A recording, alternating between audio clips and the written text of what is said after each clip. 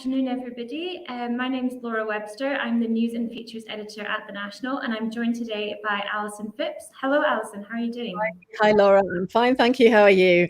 Yes, not too bad, thanks. Can you tell us a little bit about the work that you do, Alison?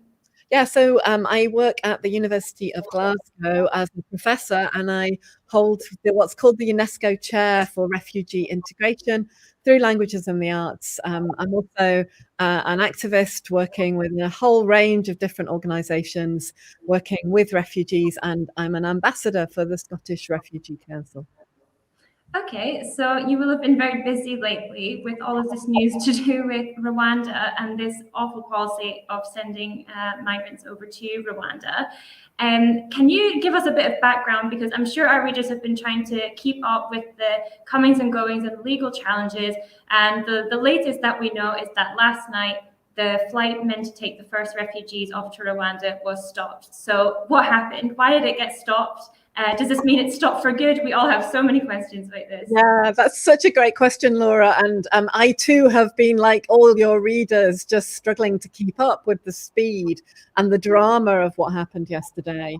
And I think it's just important to say that we are in what's known as an interim phase of rulings on the legality of the Rwanda plan that the government is putting forward.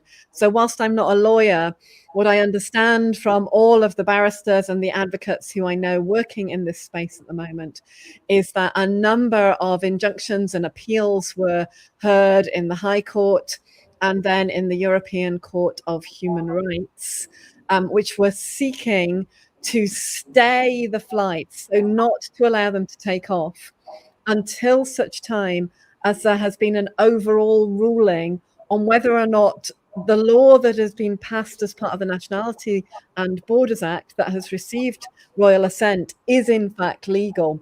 So this all sounds really complicated, and in many ways it is.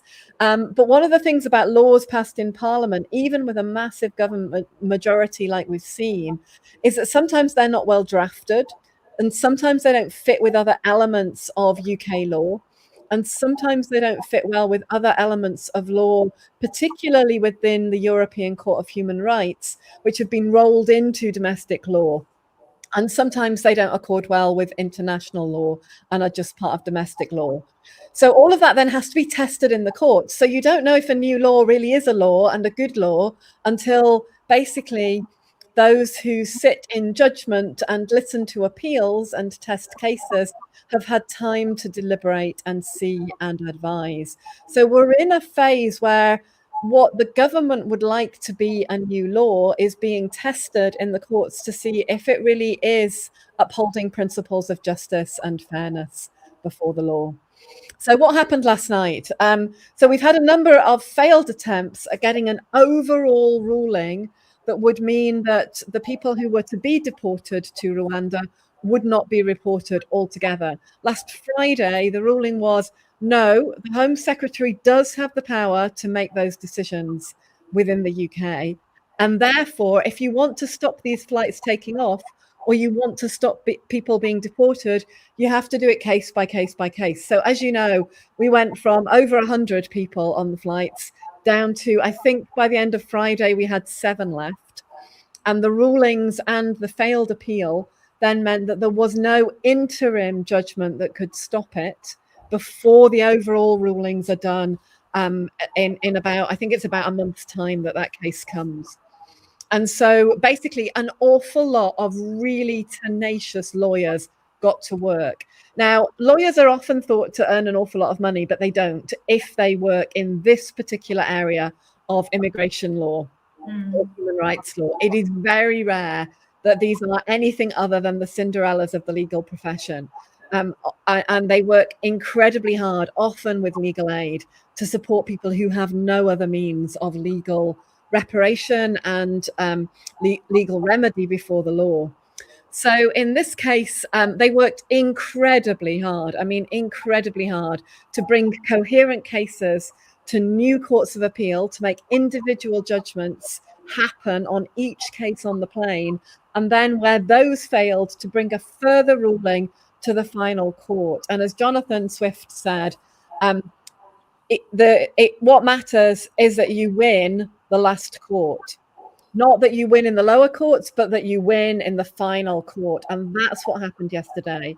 An absolutely extraordinary session of the European Court of Human Rights was held with submissions from the United Nations High Commissioner for Refugees. Again, an almost unprecedented event because the seriousness of this is so acute. And the ruling was that an interim measure was granted concerning an asylum seeker's imminent removal from the UK to Rwanda. Now, that individual was an Iraqi, but the basis of that ruling then meant that further appeals could be made for the others to be taken off the plane.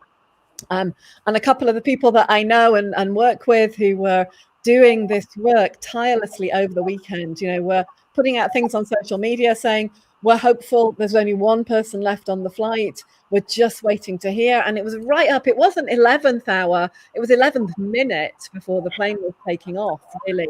But in the end, everybody was granted an interim measure in their cases so that enough time can be done for due diligence by the law to be possible for everyone basically to have a right to a fair hearing, and for no one to be in a position where without a fair hearing they are deported against their wishes. It may be that they are deported against their wishes, but it wouldn't be without having had a fair hearing and for this case of law to have been fully tested. And maybe just worth saying, the European Court of Human Rights is not a court of the European Union. It is a court that was set up just after the war. The British government was very involved in that work, as were many others, many of whom were members of the Conservative Party at the time. And it's really bound into much of international law.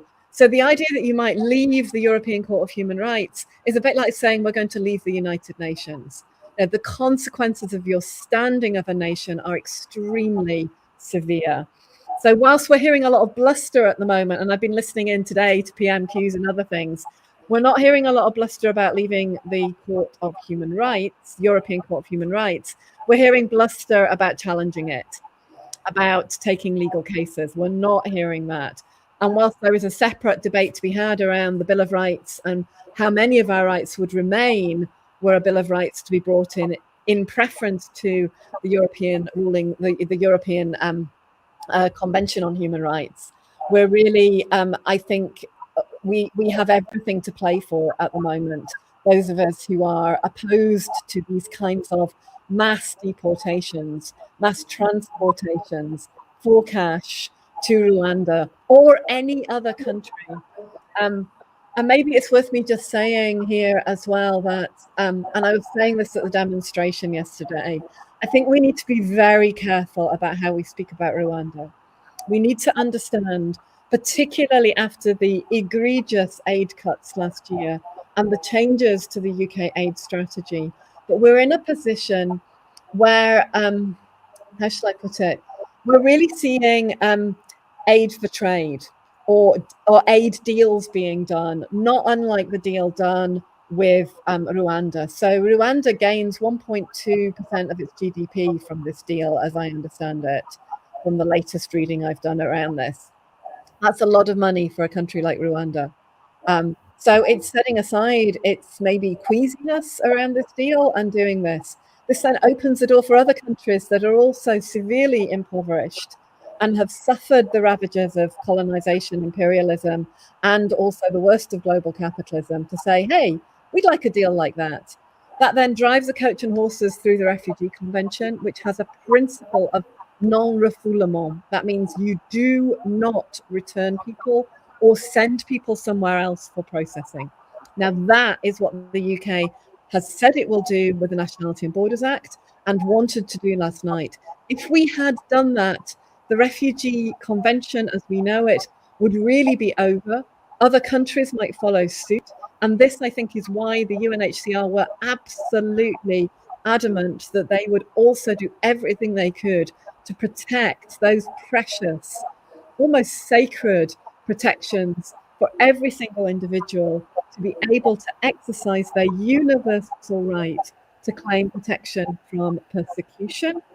And within that, in the European Court of Human Rights ruling yesterday, the article that was used there from the European Convention on Human Rights is Article 3, which is the protection from inhumane and degrading treatment. Article 3 is it's a beautiful article. It's a strange thing to say, but it's something that just says human beings are so precious and their dignity is worth so much that degrading or inhumane treatment is not something that they should ever be on the receiving end. And the question was raised, to my mind, through the ruling in the European Court of Human Rights, that the UK is engaging in the risk of subjecting people to inhumane and degrading treatment through the Rwanda plan. So we'll see how that spins out in the next little while. But that's really what happened yesterday. Quite a long explanation, but I hope that's helpful to people watching or listening. I'm sure it will be, Alison. Like you say, there's so much to this. I think something you said there I'd like to look back to, because this, as you say, is a very complex issue. But you mentioned that there were initially meant to be, I think, around 100 refugees sent to Rwanda, and this was whittled down to 7. Now, we know that the cost was around £500,000 to send people over there. So can you explain why the Tories are doing this policy to begin with? Because if the argument is to do with value for money, or this sort of narrative that asylum seekers and refugees come here and cost us a lot of money as taxpayers, this doesn't really seem like a more value for money approach to immigration and refugees. So why do you think the Tories are doing this in the first place? What do they have to gain? Thanks so much, Laura. And I think it's important to address these economic questions, and also in the context of the fact that part of the deal is also that we would take some refugees from Rwanda and look after them here. So in terms of those costs evening themselves out, really, this is not about an economic argument at all. This is about using money that has been raised through taxes from yourself and myself and people like my mum and dad, using that money to really put on a theatre of cruelty that is satisfactory to those people, particularly those members of the Conservative Party. And I've seen polling that suggests that up to 74% in key constituencies for the elections wish to see cruelty meted out against people who are not like themselves, or they do not believe are like themselves, people who've already suffered, and people who they will then see publicly on television and live streams and social media suffering again. And this theatre of cruelty is simply wrong. There is no economic argument that anyone can make, particularly in the face of Article 3, cruel, degrading, inhumane treatment, that can convince anybody that there is a price you can place on such treatment of human beings. So these arguments about how much it costs, I think, are a bit of a sideshow to the actual situation, where we are seeing our own money being really used to produce a spectacle for people to watch that is satisfactory for a very tiny minority of people. The vast majority of people, we know from polling that has been undertaken by Freedom from Torture, by the Scottish Refugee Council, but also in the Social Attitudes Survey, we know that the vast majority of people believe we can do more as a country for supporting and sustaining people seeking refuge, and that we can do more as a country to be compassionate. And that isn't just for people seeking refuge, but it's also for anybody affected by the cost of living crisis, for example. So here we have a government so intent on holding on to power, it is prepared to make those individuals go through absolutely appalling treatment. The waiting in Colnbrook, the waiting in the detention centres down south, not knowing if the plane would take off or not knowing if that meant that they would ever be able to see their son or daughter or sister again, not knowing if they would ever be in possession of a passport to allow them to travel, certainly knowing they would never be allowed back to the United Kingdom, where many of them have strong family ties. And we know that is true of many people who seek asylum here. So here we have £500,000 of money that is in the revenue of the government from taxes being spent to produce this. And I think for those of us who campaign, this has been a very tricky moment because we know we're being played. We're being played by a government that is very clever at these kinds of acts of cruelty. They're often called dead cats. They're things that detract from Partygate. They're things that detract from the cost of living crisis. And they create a different scapegoat. And the government here had sandwiched us between two potential scapegoats. Those people seeking asylum and those people who are really keen to see law upheld.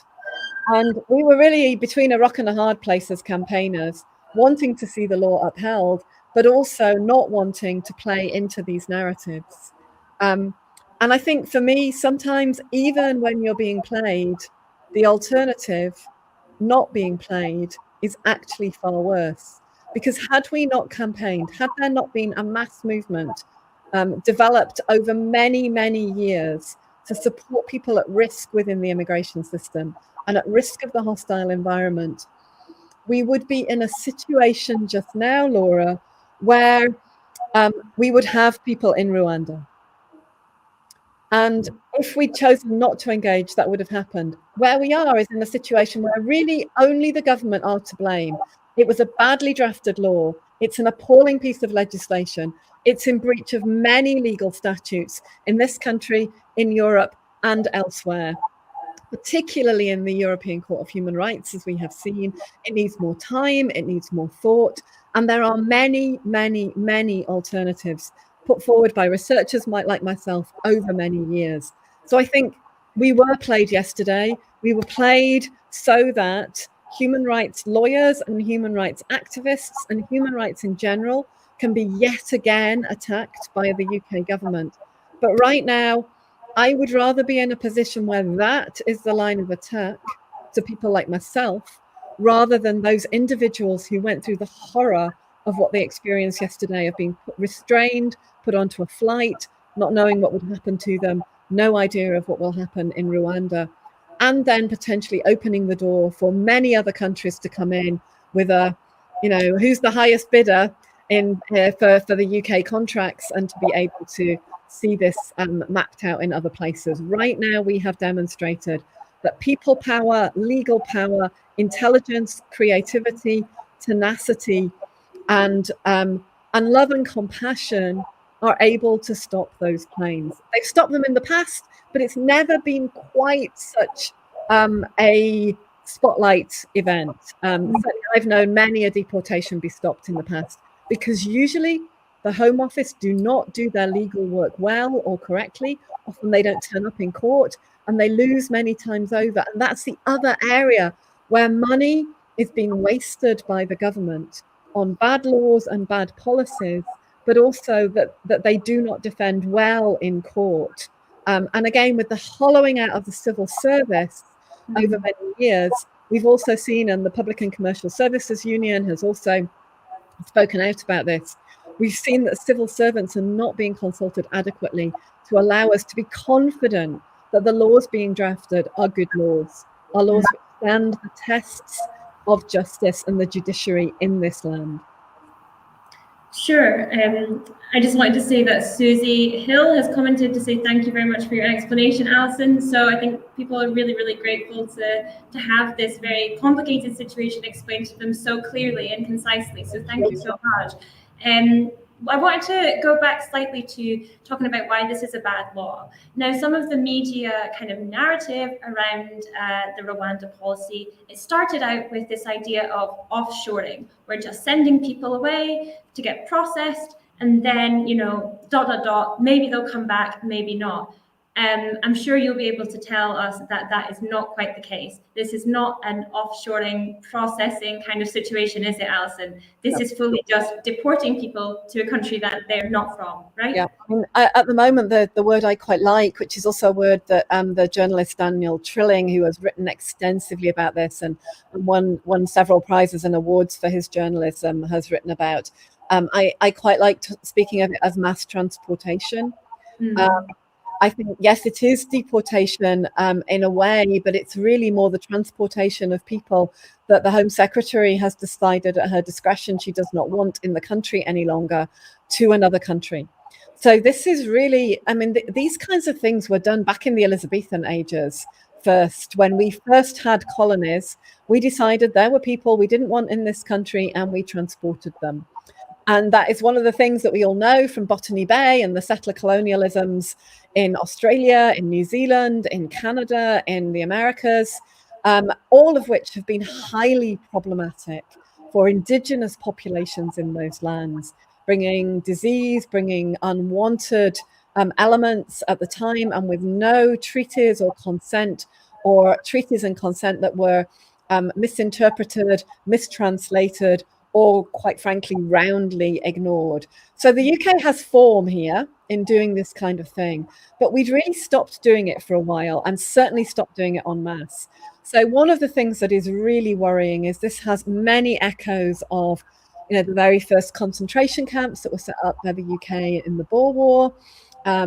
It has echoes, obviously, of what was undertaken for Roma, for homosexuals, for intellectuals, and most of all for the Jewish people during the Holocaust, the mass deportations, the mass transportations to places where people were told they would be free, they would be fine, they would just be working. All of these things that have been done in the past and then turned into what can really only be accurately described as evil acts with evil intentions. So I think it's really important to say that this is one of the moral reasons why there is so much opposition to this, because people can see that a line was being crossed, and a line was being crossed over who we are as a country, our role in believing that we uphold human rights, and our role in modeling ways in which human rights might be respected. And no, this is not offshoring. It's a real misnomer. That's something that was done by the Australian government for a while, where people were sent to Manus Island, Christmas Island, Nauru, to have their claims processed. But that is not what this is. And even though we have modelled our own Rwanda deal and Nationality and Borders Act on really poor legislation in Australia, legislation which has brought down the Australian government most recently, and which was roundly condemned by UNHCR and many other international organizations like Amnesty International and Human Rights Watch. And in the end led to a really complex process of movement of refugees from Manus Island and Nauru to other countries. We're not doing that. We're going one step further and saying, you will be sent to Rwanda and there you will stay. And that's it. There is no hope of returning. And that's a piece that I think has in a way been missold in the media, or elements of the media, and potentially therefore through briefings from the government. Because as we know, there's a lot of client journalism around these issues. And I'm really concerned at the inaccuracy of the briefings that is coming out of the Cabinet Office, out of the Home Office, and directly into the media. And what I would say to anyone listening, and just, you know, thanks so much for that bit of feedback, because these are such complicated questions and difficult to explain, and especially for me to get my head around it and explain it to people. But I do think if you want to really understand what it is that we are proposing to do with the Rwanda deal, please do read the book by my friend and colleague, Behruz Buchani, who is a Kurdish Iraqi, a Kurdish Iranian refugee now living in Aotearoa, New Zealand, and who wrote a book called No Friend But the Mountains. He was imprisoned for 7 years on Manus Island, and he wrote the book by text message, a clandestine book, caught by people who then edited it together and published it. It is, I think, probably the most important documentary work of literary prowess that has been written in the 21st century. It is a truly defining book of the 21st century and who we are. And Behruz's work is rightly lauded, has won many prizes. And there's also a film just about to be released during Refugee Week, I think even on World Refugee Day, over in Australia, about his life and what he has done. So really do watch out for that, and watch out, you know, at the GFT and CCA and other places in Glasgow, particularly where I'm sure it will be shown before too long. Yeah, I'm sure we will. That sounds like a fantastic recommendation. Thank you so much. And the last thing I really wanted to speak to you about, Alison, was I know that you are quite involved with activism and campaigning, and you were in George Square last night as people in Scotland showed their opposition to this Rwanda policy. So what kind of role do you think that protesters and members of the community have played in kind of showing their resistance to the Home Office on this policy? So my former PhD student, Dr. Lucy Cathcart-Furdon, had a beautiful way of describing what protesters have been able to do, particularly led from Glasgow. And she said, "You Kenmured it." So with reference to obviously the Kenmure Street protests, but also the ones which have learned from that and been part of other actions to try and prevent deportations and dawn raids. And I love that phrase that she's coined there, you know, "You Kenmured it," because we know what that felt like. We know what it looked like. We know the role that the city played in ensuring that people's rights are respected. And challenging the law and challenging the legality when it's a bad law or when due process has not yet been fulfilled. It's a little bit like that lovely phrase, refugee, "You Kenmured it." So I rather love that. But I do think, I think it needs everything that we have at the moment. I think these are critical moments in the history of a country. I know that advocates and barristers and lawyers are extremely concerned that we are seeing the erosion of the rule of law. We are seeing the passing of bad laws. And we have to remember that, you know, it was legal to deport people during the Holocaust. You know, that a law is not necessarily good because it's a law, and that bad laws do need to be challenged and do need to be changed. You know, the law that said that I did not have the right to vote because I'm a woman. The law that said that refugees do not have the right to vote in this country. These are bad laws that have been challenged. And, you know, big shout out to Pinar Aksu and the Refugee Council in Scotland for all the work that they did on ensuring the right to vote for refugees in Scottish elections and local elections. So I think it has a major role to play, but I think it's subtle stuff. So I think, yes, there's the role of pitching up in the pouring rain or yesterday in the lovely warm sunshine and standing in George Square and holding your banner and being present and being part of the kinship of togetherness that says to everybody suffering, "You're not alone," and says to politicians, "We are many." And that's a really important symbolic sign. But I also think it's matched by those keyboard warriors who are writing to MPs, who are sitting back and seeing what they can do, doing pro bono work, sitting alongside people, helping people with their claims, with their forms, all of those things. But also what's been absolutely magnificent of late is the activism of migrants themselves. They have always led us in what is unjust because they experience it in their lives, their bodies, their families. I've often said, as a member of a refugee family myself, the border goes through my heart and my home and my hearth. And when that happens to you, it breaks you open, you're cut apart by that border, and you then know viscerally what needs to happen and change. You know what's good and bad, you know who's with you, and you know who's against you. And from that, when you can recover yourself enough and get a creative energy back, you can help the whole of society be a better place for everyone and learn from that. And so yesterday we heard from Mohammed Asif, we heard from Savan Kabir, we heard from Sabia Zazai, and we heard from Pinar Aksu. I mean, some of these people I have known since they were very young, particularly Pinar. I mean, she was 16 when I first met her. She's just turned 30. Happy birthday, Pinar. And these are people who have grown in stature, in education, who've taken seriously how they might act, who think about it soberly, intelligently, without losing their temper, without being too hot-headed, without too much, over swearing in public. That means that there's really only a narrow group of people who will really engage with you. But they have found a stability to their tone, their confidence in their activism, that meant that they're the people leading and we are listening, advocating, conspiring and sustaining the work with them. But it no longer needs people like myself to be the ones leading, or like, you know, the wonderful Jock and Margaret who ran Glasgow campaign to welcome refugees for many years. You know, these people who've worked so hard and tirelessly within the different movements for human rights and within the trade union movements, you know, who are well retired by now, can watch on with pride as the Glasgow girls, one of them is elected as a councillor in Glasgow. They can watch on with pride as these people step up and step in and speak, and we learn to sustain them as part of making a better society. And alongside that, I would also say, and this is really a bit of a shout out for my own profession as well as the legal profession, but I think we need thought leaders, people who can think, people who really are using their positions and their roles in society as thinkers to do the hard thinking. And during the Holocaust, the Frankfurt School was one of those places that did it, and did it in exile.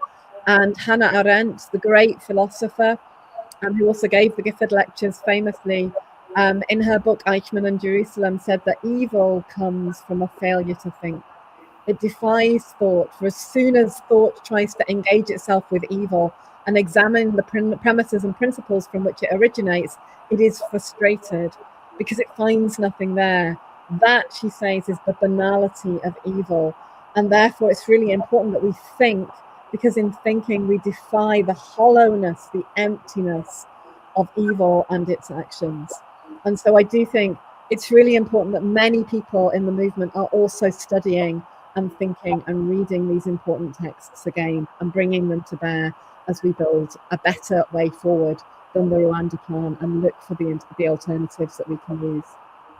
Yeah, I think that's a really positive message, and it's so easy to get really bogged down and feel quite helpless when there's policies like this going on. So I agree, getting involved in the community and then seeing all of these fantastic people and the work they're doing can make a huge difference to not just feeling like, oh my goodness, this is all terrible, because as you say, there's always going to be good people out there who can try and do their best and work hard.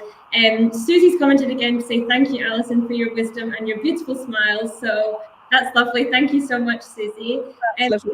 Me and Alison are probably going to have to wrap it up there. That was really, really interesting, and we can't wait to have you back to keep us in the loop on all of the. I'm sure there'll be many, many more comings and goings with this story, won't there? Absolutely. I mean, take this win, regroup, and begin again. That's my message to everybody who has been struggling to make sure that the rule of law is upheld and that we live in a functioning democracy that requires the rule of law. Absolutely. Right. Thank you so much, Alison. We'll speak to you again soon. Thanks so much. Bye.